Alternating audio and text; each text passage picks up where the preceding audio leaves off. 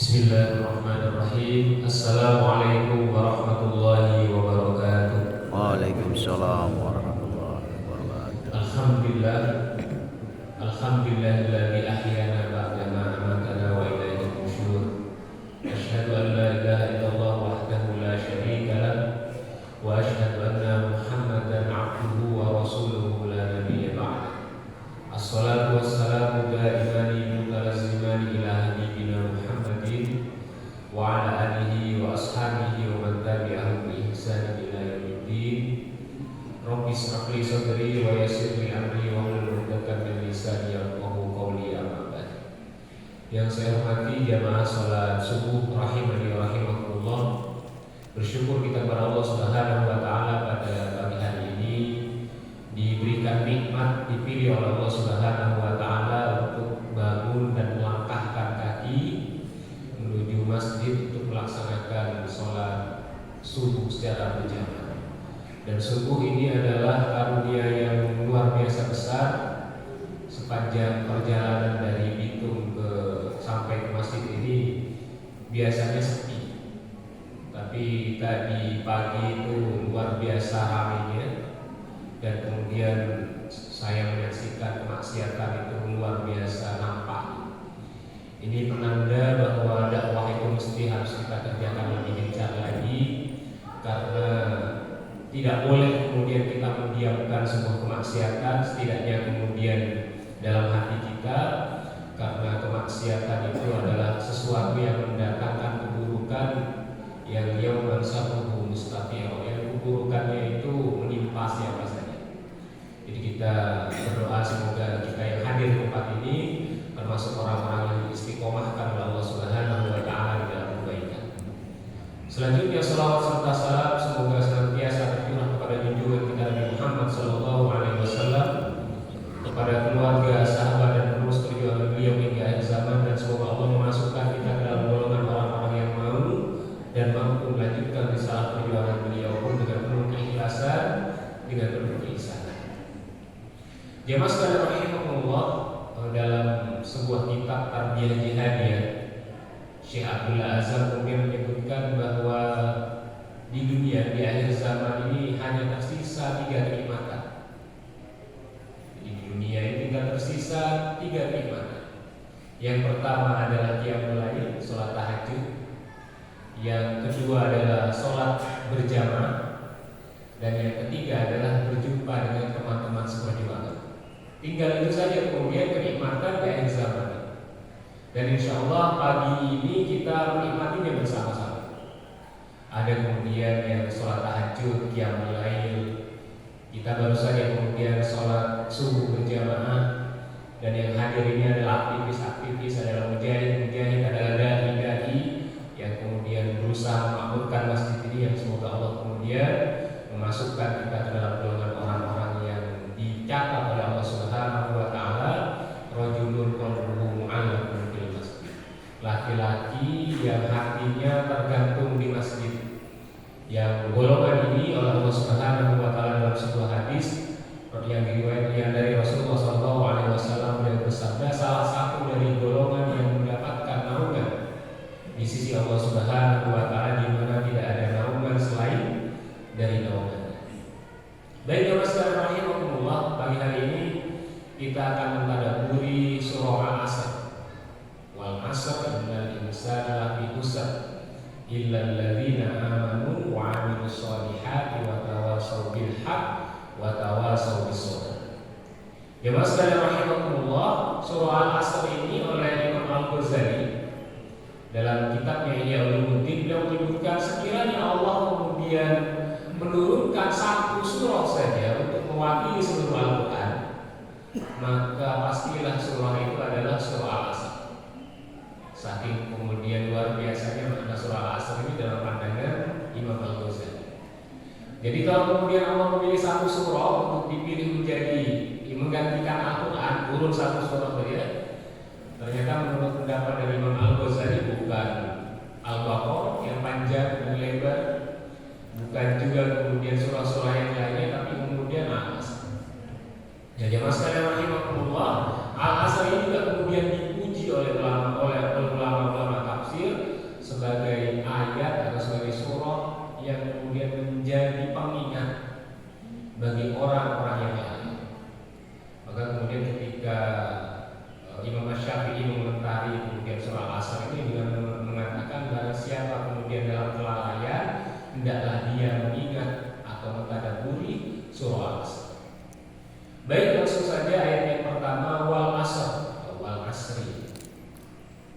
masa. Wawunya itu namanya wawu qasam, wawu sumpah. Yang Allah kemudian bersumpah, kemudian menggunakan al-asr, masa, waktu, zaman. Jamaah sekalian rahimakumullah, huruf sesudah wawu qasam itu adalah sesuatu yang istimewa. Karena tidaklah kita bersumpah kecuali kemudian dengan sesuatu yang kita anggap istimewa. Kalau Rasulullah SAW kemudian dulu sebelum kemudian datang Islam, beliau kemudian ketika bersumpah, aku jadikan bapak dan ibu. Jadi Rasulullah ketika kemudian belum masuk Islam, ketika kemudian bersumpah, beliau berkata, aku jadikan bapak dan ibu. Menunjukkan bapak dan ibu bagi Rasulullah SAW itu adalah sesuatu yang istimewa. Dan ketika kemudian datang Islam, maka kemudian sumpah itu disunahkan menggunakan wallahi demi Allah, tallahi demi Allah, billahi demi Allah, dan sebagainya. Jadi kenapa? Karena Allah itu yang paling penting bagi seorang mukmin, bagi seorang muslim. Nah, Allah kemudian yang maha penting ini, yang kemudian Allah menciptakan segala sesuatu itu, Allah kemudian bersumpah menggunakan wal asr, demi masa, demi waktu. Yang kalau kemudian dalam tafsir As-Sa'di disebutkan wal asri itu maknanya demi waktu asar. Kenapa kemudian Allah bersumpah demi waktu asar? Karena ada fenomena bagi orang-orang Arab itu bahwa setiap asar mereka berkumpul, laki-laki itu berkumpul nongkrong. Ada yang makan kurma, ada yang kemudian minum kopi, ada yang kemudian jus, ada kemudian segala macam. Pokoknya ngumpul laki-laki itu. Apa pekerjaan mereka? Mereka kemudian membanggakan nasab mereka, membanggakan kemudian orang-orang tua mereka, dan kemudian mungkin kisah sebelumnya. Jadi kalau kemudian ada orang satu kabilah ketemu kabilah yang lain, mereka mengatakan, dulu kakekku itu membunuh kakekku dalam perang ini. Jadi disebut-sebutkan bahwa keluarganya itu nasabnya lebih tinggi daripada nasab orang lain. Bahwa kabilah itu lebih mulia, sukunya lebih mulia, lebih jago daripada kabilah lain. Ya, kalau kemudian disebutkan kakekku pernah membunuh kakekku, ya tersinggung cucunya. Maka kemudian biasanya setelah perkumpulan itu mereka kemudian akan pulang ke tempatnya masing-masing, mengumpulkan kemudian keluarganya dan berperang satu dengan yang lain. Jadi waktu asar itu waktu kemudian untuk melakukan provokasi di zaman. Maka Allah kemudian menggunakan balas. Jadi waktu asar itu waktu istimewa, jangan digunakan kemudian untuk sesuatu yang sia-sia. Lanjutannya, innal insana lafi khusr. Sesungguhnya manusia itu dalam keadaan rugi, seluruhnya tanpa ada kecualinya di belakang. Jadi kalau bahasa komputer itu namanya default. Setting awalnya manusia itu dalam kerugian. Dan satu pun kemudian manusia itu dalam keadaan rugi, semuanya kemudian rugi. Dan memang kemudian alam semesta ini diartikan oleh Allah Subhanahu wa Ta'ala dalam keadaan seperti itu. Dalam sebuah hadis Rasulullah SAW bersabda, inna dunya wa ma fiha mal'unatun. Sesungguhnya dunia dan isinya itu dalam keadaan terlaknat, terkutuk. Jadi kalau kemudian kita bertanya bagaimana status istri kita, Ustaz, kalau kemudian seorang istri bertanya bagaimana status suami kita, mal'unatun, terlaknat. Bagaimana kemudian status orang tua saya? Mal'unatun, terlaknat. Kalau ada orang yang bertanya bagaimana kemudian status anak saya, mal'unatun, terlaknat. Kalau ada orang yang bertanya bagaimana status HP saya yang mahal ini, saya beli mobil saya ini mahal, ini saya beli rumah ini mahal, saya tahu semuanya mal'unatun, terlaknat. Bahkan kalau kemudian ada orang bertanya bagaimana status masjid ini, status awalnya itu mal'unatun, terlaknat.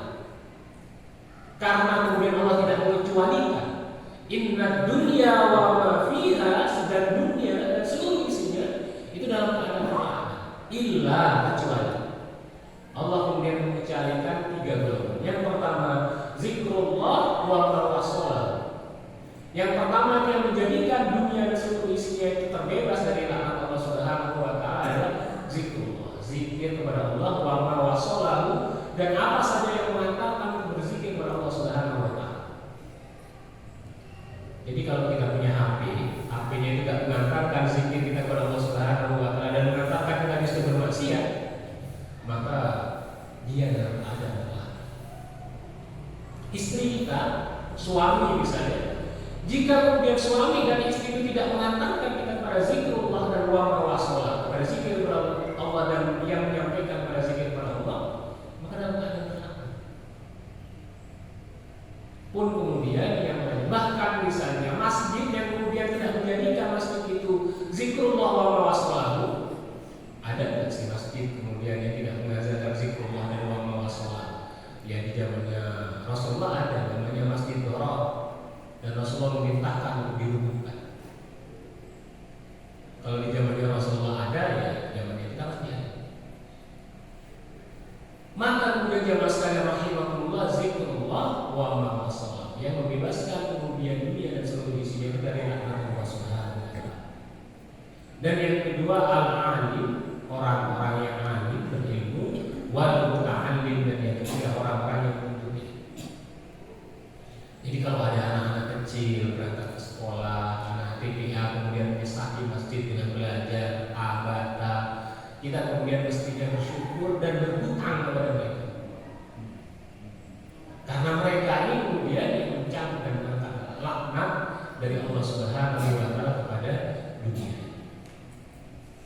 Jadi yang masalah rahimahullah, kembali pada ayat yang pertama, bahwa seluruh kemudian manusia, innal insana, sesungguhnya manusia lam yusra, kecuali dalam keadaan, kecuali illal ladzina amanu wa amilus shalihat, kecuali orang-orang beriman dan beramal saleh. Ini rangkaian amanu dan amilus shalihat tidak bisa dipisahkan. Kenapa? Ibnu Katsir kemudian menyebutkan barang siapa dia mengatakan beriman tapi tidak beramal soleh, maka dia dusta dalam perkataan imannya.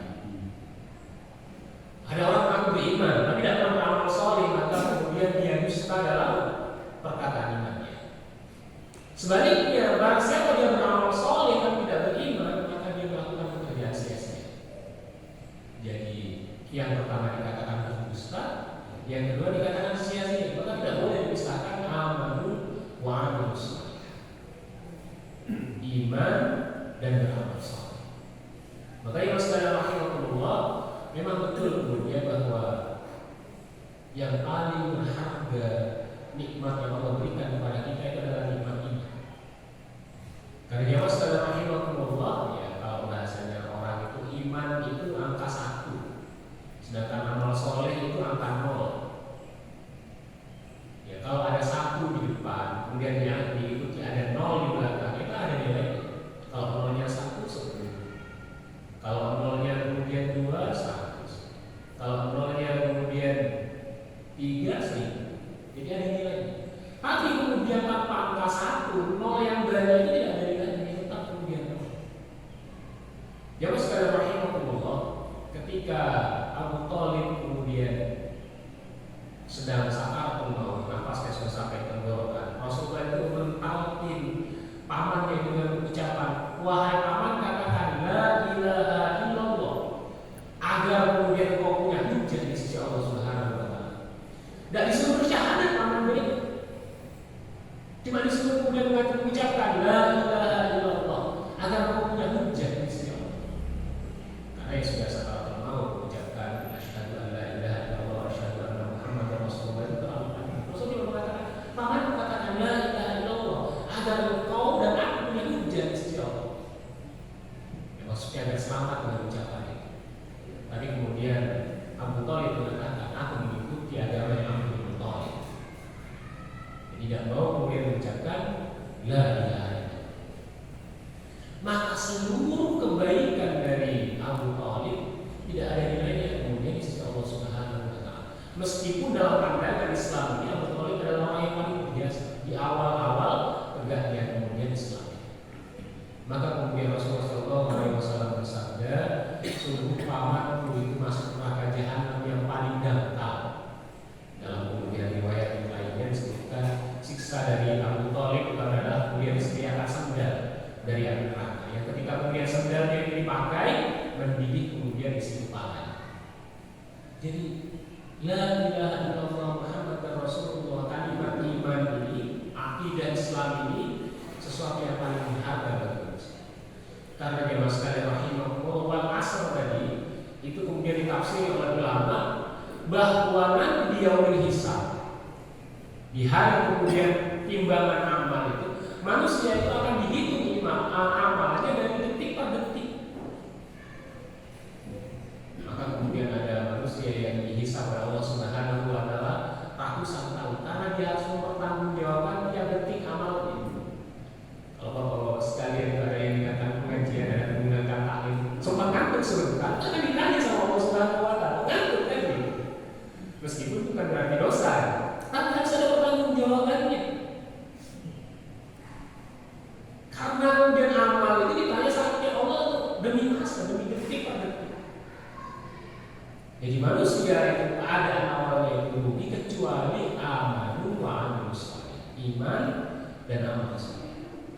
Jadi yang sekalian rahimahumullah, siapapun kemudian yang ada iman dalam dirinya, bersyahadat kepada Allah Subhanahu wa Ta'ala dan Rasulnya, bersyukur karena sedikit kemudian amal yang kita kerjakan itu berlipat ganda dari sisi Allah Subhanahu wa Ta'ala. Lanjutannya, orang yang kemudian kecuali oleh Allah Subhanahu wa Ta'ala dari kerugian itu, alladzina tawasaw bil haqq wa tawasaw bis sabr. Orang yang saling menasihati dalam kebaikan dan saling menasihati dalam kesabaran. Saling menasihati. Oleh ulama kemudian disebutkan ada masanya manusia itu menasihati. Akan tetapi akan tiba waktunya dia dinasihati. Dan tidak ada manusia posisinya itu selalu menasihati. Akan tiba kemudian masanya dia harus mau menerima nasihat. Ada ustaz meninggal istrinya, meninggal anaknya, yang dinasihati, sabar ustaz, insyaallah kemudian begini. Bukannya tidak tahu dalilnya, tapi kemudian nasihat bagi dia itu penting banget. Jadi saling menasihati. Jadi kalau kemudian ada orang kemudian dinasihati, terus harus kemudian ada waktunya dia menasihati. Baik kemudian ya biasanya dia ikut pengajian, tapi kemudian wajib dia menasihati anaknya, wajib dia menasihati istrinya. Ada orang kemudian menasihati, terus akan tiba masanya kemudian dia wajib kemudian dinasihati.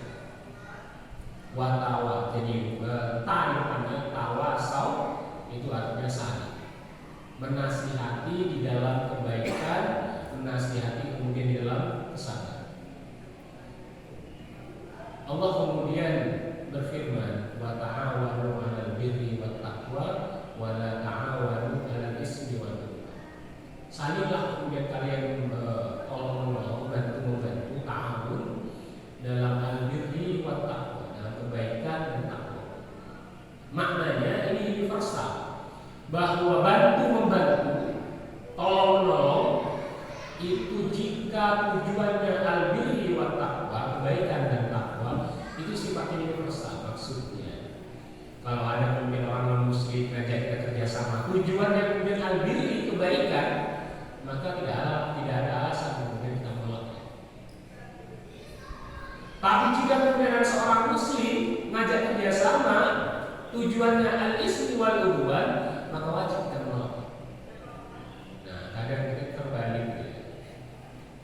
Kalau ada orang muslim ngajak kemudian kerjasama dalam kebaikan, kita menolaknya. Sedangkan ada sesama muslim ngajak kemudian permusuhan, kita kemudian mendukungnya. Jadi mestinya kemudian tujuan dari kemudian ta'awun dan tolong-menolong itu adalah kemaslahatan, al-birri wat taqwa. Sebagaimana tadi Rasulullah SAW menerima bantuan dari Abu Thalib karena tujuannya adalah al-birri, kebaikan dan takwa. Jadi ya sekalian rahimahullah, yang pertama tawasau bil haq, tawasau bis sabr. Dan ya sekalian rahimahullah, ya manusia itu tetap ada khilafnya sebaik-baik manusia. Dalam sebuah hadis yang diriwayatkan oleh Rabi'ah al-Aslami, dia kemudian meriwayatkan bahwa aku pernah melayani Rasulullah SAW. Jadi Rabi'ah ini pernah mengikuti Rasulullah, melayani Rasulullah SAW. Dan Rasulullah kemudian memberikan kepadaku sebidang tanah. Ini kemudian salah satu hadis ini faedahnya kita mengetahui kedermawanan dari Rasulullah SAW. Jadi orang yang melayani Rasulullah sebentar saja itu gajinya, balasannya itu sebidang tanah. Yang tanah itu kemudian dibagikan dengan Abu Bakar. Maka tiba waktunya kami membagi tanah itu menjadi dua. Rabi'ah datang, Abu Bakar datang. Hingga kemudian aku dan Abu Bakar berselisih kemudian tentang satu batang pohon kurma. Yang aku mengatakan ini masuk bagianku, sedangkan Abu Bakar ini kemudian mengatakan ini masuk bagiannya. Hingga kemudian ketika kami bertengkar, Abu Bakar kemudian mengatakan satu perkataan yang aku tidak menyukainya dan dia menyesalinya. Ini tidak disebutkan perkataannya. Ini kemudian salah satu akhlak dari umat Islam, bahwa ketika seorang melakukan keburukan disimpan kemudian keburukannya, tidak disebar-sebarkan keburukan. Jadi ketika kemudian aku bertengkar, Abu Bakar mengatakan kepadaku sesuatu yang aku tidak menyukainya dan dia segera menyesalinya. Maka kemudian Abu Bakar berkata kepadaku, wahai Rabi'ah, katakan sesuatu yang sepadan dengan itu agar menjadi pembalasan bagimu. Jadi suruh kemudian mengatakan yang sama agar kemudian sama setimpal kemudian ya. Abu Bakar kemudian mengucapkan sesuatu yang jelek kepada Rabi'ah, kemudian dimintakan mengucapkan sesuatu yang jelek juga kepada Abu Bakar. Tapi kemudian Rabi'ah mengatakan tidak, aku tidak mau. Kemudian Abu Bakar berkata, sungguh katakanlah sesuatu yang buruk tentangku. Jika engkau tidak mengatakannya, maka akan menghadap Rasulullah SAW dan memerintahkan dan meminta beliau untuk memerintahkan engkau mengatakan sesuatu yang buruk tentang aku. Rabi'ah mengatakan tidak ada. Maka kemudian dia Abu Bakar kemudian pergi menghadap Rasulullah. Rabi'ah mengatakan Abu Bakar kemudian menyerahkan bagian tanahnya kepadaku dan menghadap Rasulullah SAW. Rabi'ah mengikutinya dan kemudian ketika Rabi'ah berjalan mengikuti Abu Bakar, di belakangnya Rabi'ah itu ada orang-orang dari Bani Aslam. Bani Aslam ini sukunya atau kabilahnya Rabi'ah. Apa yang kemudian yang dikerjakan oleh Rabi'ah, orang-orang Bani Aslam yang kita mengikuti Rabi'ah tadi? Dia kemudian mencaci maki Rabi'ah. Yang dibela itu adalah Abu Bakar. Semoga Allah kemudian merahmati Abu Bakar. Dan semua apa yang telah aku kerjakan kepada Abu Bakar sampai dia menghadap Rasulullah untuk melawannya. Maka kemudian Rabi'ah berkata, tahukah kalian siapa yang berangkat menuju Rasulullah itu? Dia adalah kemudian salah satu dari dua orang yang berada di gua. Dia adalah orang paling baik dalam kaum muslimin. Beruntung dia tidak menoleh. Sekiranya dia menoleh dan melihat kalian mengikuti aku dan dia menyangka bahwa kalian mendukungku untuk melawannya, maka aku khawatir dia marah, dan marahnya Abu Bakar membuat kemudian Rasulullah marah, dan ketika keduanya marah membuat Allah marah, dan setelah itu maka hancur atau binasalah Rabi'ah. Kemudian sukunya itu mengatakan kabilah untuk begitu apa yang harus saya kerjakan? Pulang ke rumah masing-masing, tidak usah ikuti saya. Coba ini kemudian akhlak dari Rabi'ah. Ketika kemudian dicela oleh kaumnya itu kemudian membela Abu Bakar, dia sama sekali kemudian tidak menunjukkan aibnya Abu Bakar yang pernah mengatakan sesuatu yang buruk kepadanya. Justru dia kemudian memuji Abu Bakar. Ini kemudian yang disebutkan oleh Umar bin Khattab ketika dia hendak mengangkat seorang menteri.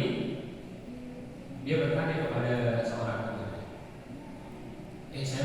saya kemudian mau mengangkat dia sebagai menteri saya. Bagaimana pendapat apakah dia orang yang baik? Yang dimintai pertanyaan, dimintai kemudian referensinya mengatakan iya dia orang baik. Apa kemudian hujahnya mengatakan dia orang baik? Ya baik dia. Maka kemudian Umar mengatakan janganlah kemudian kau mengatakan seseorang baik kecuali kemudian kau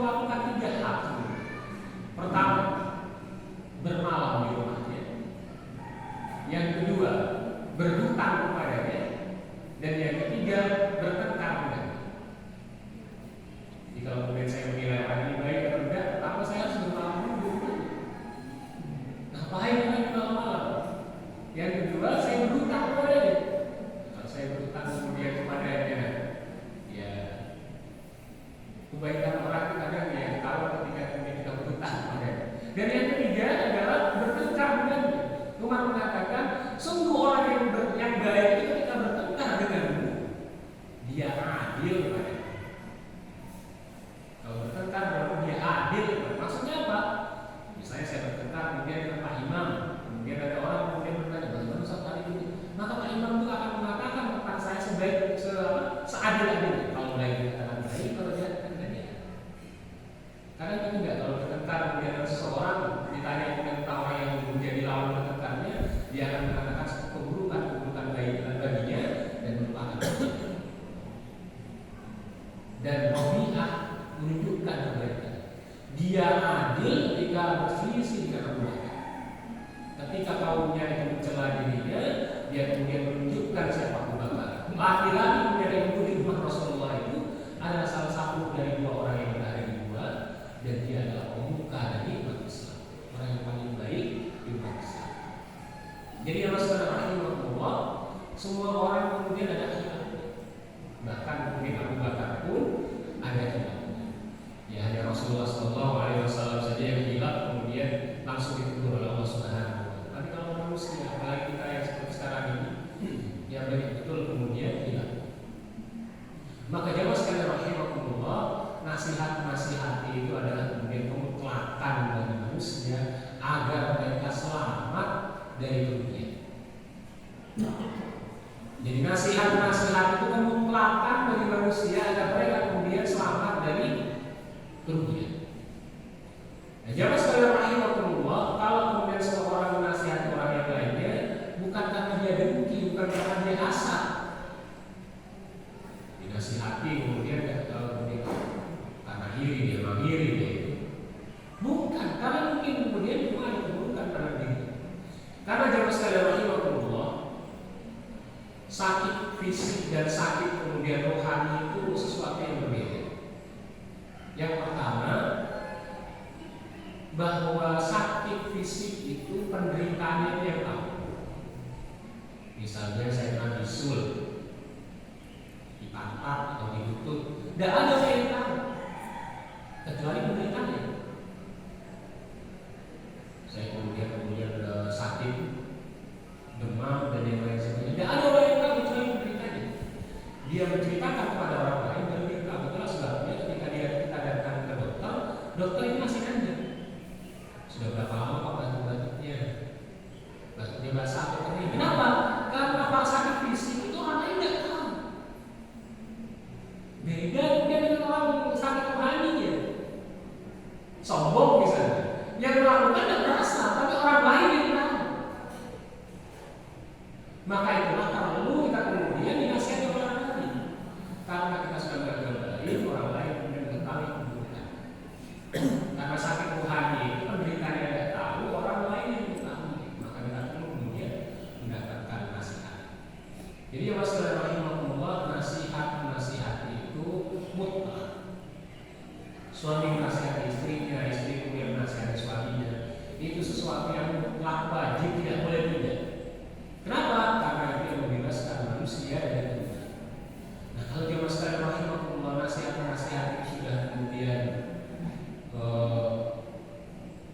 menjadi sesuatu yang tabu. Satu nasihat yang lainnya dibilang cebok, satu nasihat yang lainnya dibilang kaku, wah luar biasa sebenarnya. Jadi nasihat itu sesuatu yang mutlak, tidak boleh tidak. Bagi kaum yang mendengarkan nasihat ini, maka sungguh dia menuju jurang kerugian. Makanya mas sekalian rahimahullah, kalau kita bermajelis seperti ini, ada yang berhalaqah dan ada yang kemudian baca Al-Quran, ia kemudian saling menasihati. Kalau saya itu punya halaqah itu sama 7 orang. Dia kemudian halaqah itu biasanya baik minggu ini kita muhasabahnya sholat duha. Maka minggu berikutnya kan kemudian cek sholat duhanya sama prominya. Bagaimana sholat duhanya? Berapa yang kelewatan minggu ini berapa? Tiap hari itu berapa rakaat? Kalau kemudian kurang ada yang dinasihati.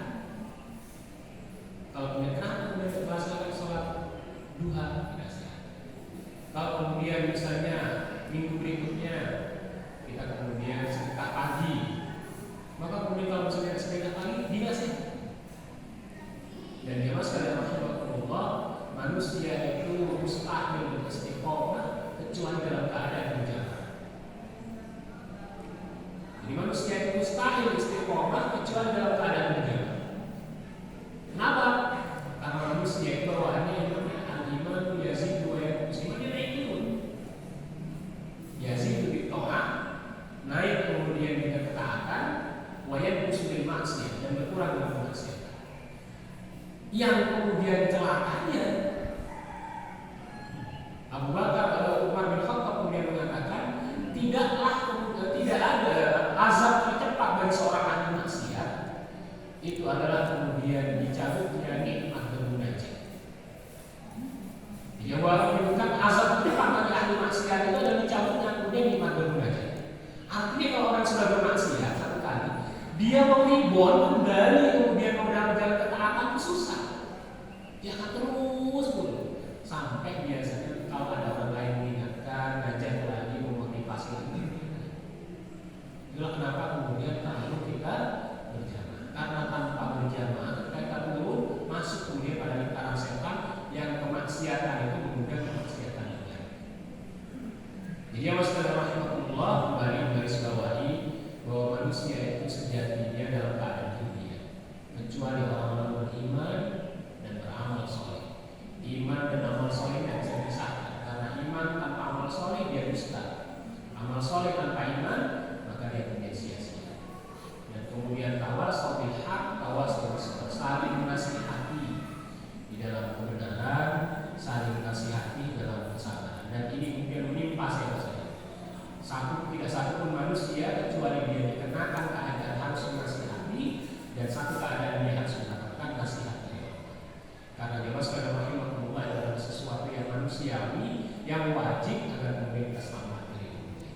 Karena tidak ada kemudian jalan istiqomah kecuali kemudian dalam keadaan berjamaah, sehingga kemudian kita saling menasihati tanpa ada beban dan satu dengan yang lain.